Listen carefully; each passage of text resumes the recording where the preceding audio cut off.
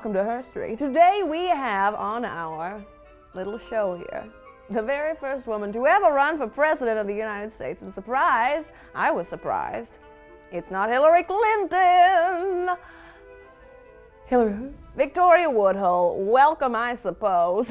Now, women did not have the right to vote until 1920. But you ran for president in 1872. There is no way you were gonna win. Did you just have time and money to burn? Who does that? Of course I was aware that I was up against a mountain called Women Can't Vote Yet. I had already been before the US Congress to petition them for women's right to vote based on the 14th and 15th Amendment, which, ex post facto, ipso therefore, gave us the right. We gotta go back for a moment to your childhood. You were born in 1838 in Ohio. Your father was a snake oil salesman, and instead of going to school, you went on the road with him as a medical clairvoyant during the Civil War. My mother was a follower of spiritualism, so I very much believed in the power of the mind. What am I thinking right now? No, don't say it!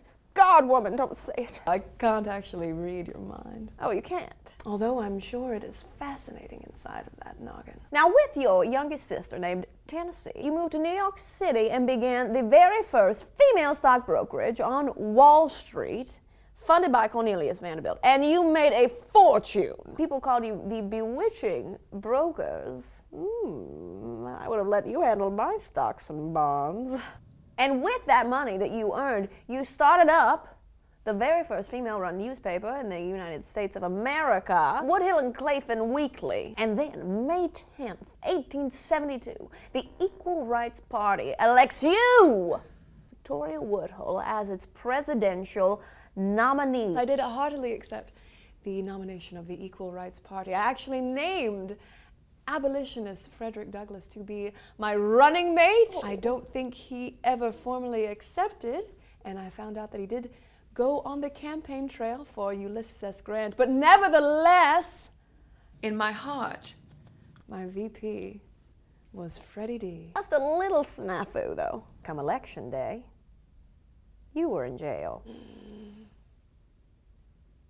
So you've heard about that. Vicky! I merely published the details of an affair that was going on between a well-regarded preacher and another woman. I was arrested by the U.S. Marshal on charges of obscenity. You were getting raked across the coals by the mainstream press, who called you, among other things, Mrs. Satan, and the prostitute who ran for president. Susan B. Anthony herself even turned on you, calling you lewd.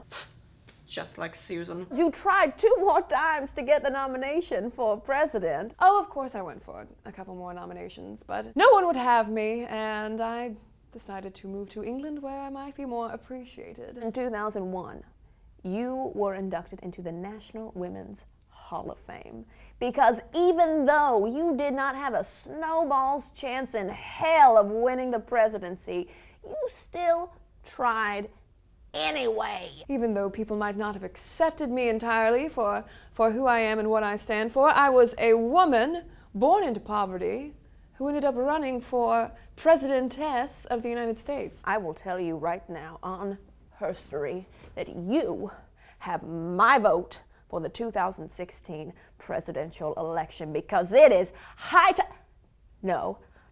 time for a presidentess, and the future is now, in a few years. Please don't vote for me. I am dead. Thank you for being a patriot and for coming on Herstory. And God bless America.